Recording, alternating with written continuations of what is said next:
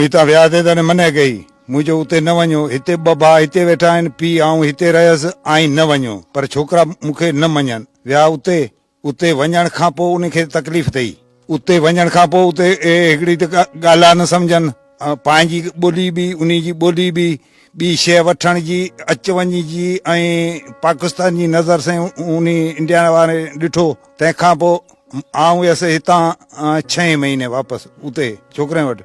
6 महीने 40 ॾींहं जी मूंखे वीज़ा हुई। 40 ॾींहं में छोकिरा ॿई वठी सगिरिया आयुसि हिते वापसि पाकिस्तान। मज़ो कोन आयो। 8 महीना रहियासीं, ॿारनि जी दाख़िला न थिए।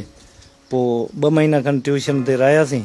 मज़ूरी बि लॻे, 2 ॾींहं लॻे त 4 ॾींहं वांदा वेठा हुजूं। हिन हिसाब सां पोइ पैसा खणी वियासीं, उहो ख़तमु थी विया। पोइ उते जो को साथ कोन मिलियो, पोइ हलियासीं। न गवर्नमेंट जो, न माण्हुनि जो, अज़ीज़नि जो। हुते 9 महीना खनि आऊं रही आयो आहियां। तंहिंखां पोइ हुते जा जेके बि असांजा रिश्तेदार हुआ या हुते जा जेके बि माना माण्हू हुआ, पाकिस्तान जी ॻाल्हि ते वॾी हुननि खे नफ़रत हुई। के एतिरी नफ़रत जहिड़ो ईअं सम्झो गोली लॻी वई। माना सुरेंद्र नगर ज़िले में रहियासीं पे। उतां ॿाहिरि निकिरण ई न ॾींदा। असां वियासीं त उते हिंदू मज़हब वधीक आहे, हिंदू माण्हू वधीक आहिनि, उनजे करे जो उते सुकून अची वियो त रही वेंदासीं। उते को बि सुकून कोन आहे। वरी माना पाकिस्तान जो उहे ॿुधनि त मसवाड़ ते जॻह बि न ॾींदी। जहिड़ा बि पढ़ाइण लाइ वियासीं त उते दाख़िलाऊं न मिलनि।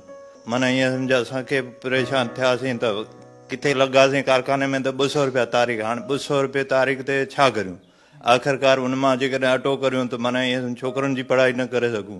सुख थिए न पाकिस्तान जो नमूनो ई ॿियो, उथी वेठी बि उते जी उथी वेठी बि।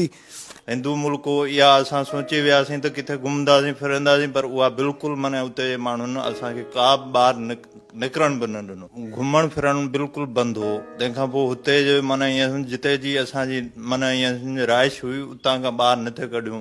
उन जी वजह सां असीं वरी माना तंग थी वियासीं। किथे माण्हू वञे